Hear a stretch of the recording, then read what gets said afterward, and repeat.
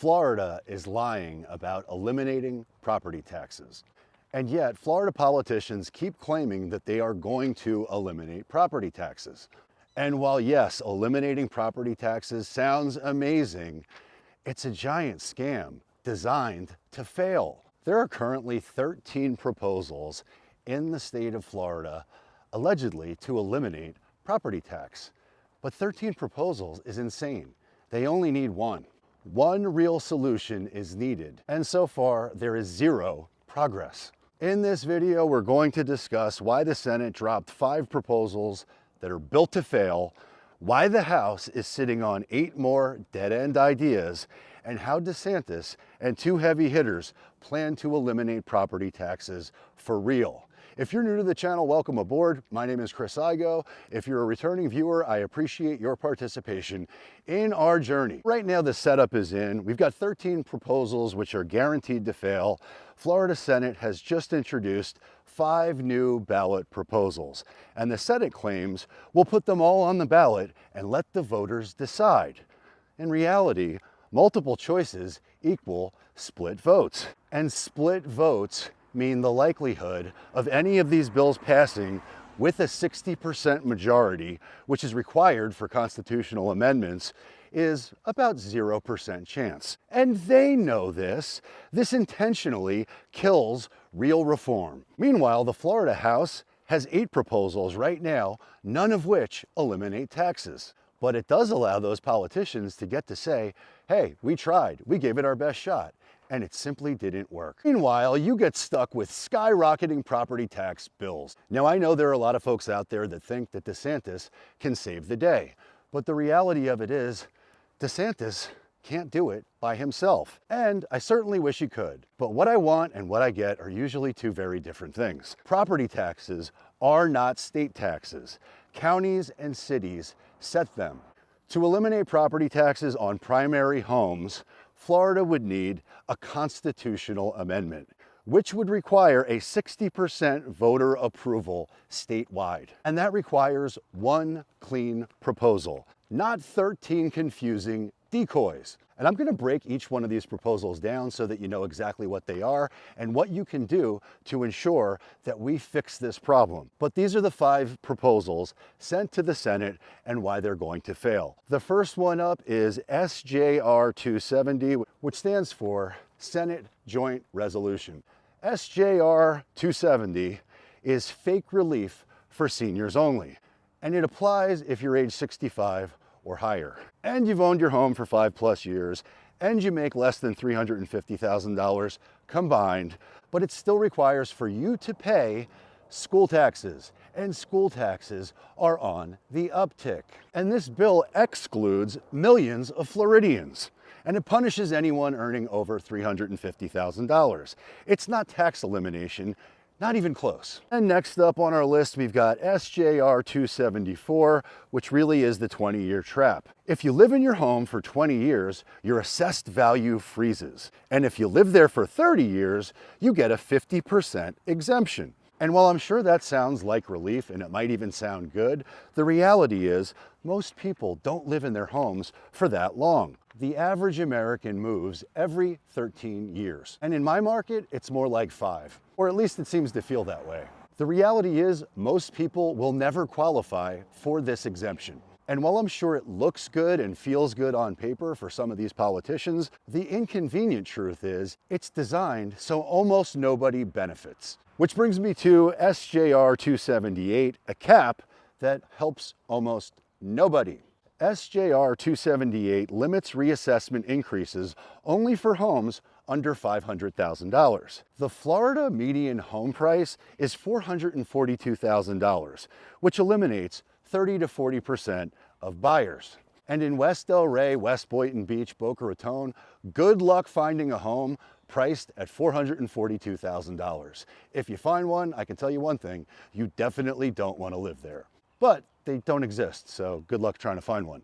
Nonetheless, this is a Band-Aid. It is not a solution, but it's a Band-Aid on a massive wound, and that wound of unaffordability is hemorrhaging, which takes us to number 4 on our list, which is SJR 282, the small business relief that helps no homeowner proposal. This is intended to put caps on assessments, which increases for small business property. This does nothing for homeowners, but it looks great on paper, and it makes politicians feel good. And if they get to say that they did something that might eliminate property taxes, it probably gets them reelected. But the reality is, none of these proposals really impact you at all whatsoever. It doesn't lower bills, it doesn't freeze value, it doesn't eliminate taxes. It's basically completely irrelevant to the crisis Florida residents are currently facing. Which then takes me to SB 286, the remodel penalty bill. If you choose to make improvements to your property, and those improvements are under $100,000, the county can't assess you for those improvements, which of course sounds great. But let's just ask a big question about these big, beautiful, bold proposals. Why are homeowners taxed more for improving their own property? But just like the rest of the bills that we talked about so far, this bill does not eliminate property taxes, which of course then begs the question, why do these proposals exist at all? And the answer is plain as day. It's because politicians want to look like they're giving us relief. They toss tiny little perks to shut voters up and create leverage for them to get reelected or get more votes. But in the background, property taxes keep rising, counties overspend, residents continue to get squeezed harder every year, and the public is fed up. And Tallahassee knows it. But I've got an idea. Here's a real plan. Here's how Florida could eliminate property taxes. Step one is to expose county waste. Florida DOJ and investigators have already found $1.2 billion wasted in just a few counties. And one of them happens to be one of the markets that I service, Broward County. Broward spent $890,000 on DEI genderbread training. And St. Petersburg spent $37,000 on the Green New Deal climate plans, which best I can tell is a complete waste of money and could be eliminated immediately, if not sooner. But step number two would be to block local governments from replacing taxes. The amendment must ban new fees. It must ban higher sales tax, and it must ban creative loopholes politicians love. There must be a hard stop. No replacing property taxes with new revenue schemes. And step number three of the solution is the most common sense one there is, which is simply to propose one simple question on the ballot. One question, not 15, not 20, not 50. We don't need more choices. We need one good choice. Yes or no. No tricks, no competing proposals, one vote, one outcome. Step number four to solving this problem is to use the $15 billion surplus to help rural communities transition. DeSantis has said that Florida could cover all 32 fiscally constrained counties easily, and I believe him. So let's go ahead and help them. The surplus makes the transition doable in today's market, right now. And step five is implement this by January 1st, 2028, because that's how much time counties will need in order to adjust. And it keeps commercial property taxes in place to fund the essentials, like police, fire, EMS, roads, and trash. This plan will cut out waste, and more importantly, it will truly protect homeowners. Now, as I mentioned, DeSantis can't do anything by himself. He needs a joint coalition, and he needs some help here. But he's put in place a power team behind him to eliminate property taxes. We've got Blaise Andoila, and I'm probably pronouncing that wrong, who is exposing wasteful spending. She's already uncovered massive overspending across the counties, which is making it impossible for politicians to deny the problem. And then we've also got Lieutenant Governor Jay Collins, who is fully backing elimination of property taxes. He publicly supports ending property taxes on primary homes, saying if the government can take your home for missing taxes, well then you don't really own it. They do. And I don't suspect that renting from the state sounds like much fun for anyone if there was a common sense solution to that problem. And there is. And the solution here in Florida, if implemented, will absolutely have a nationwide impact.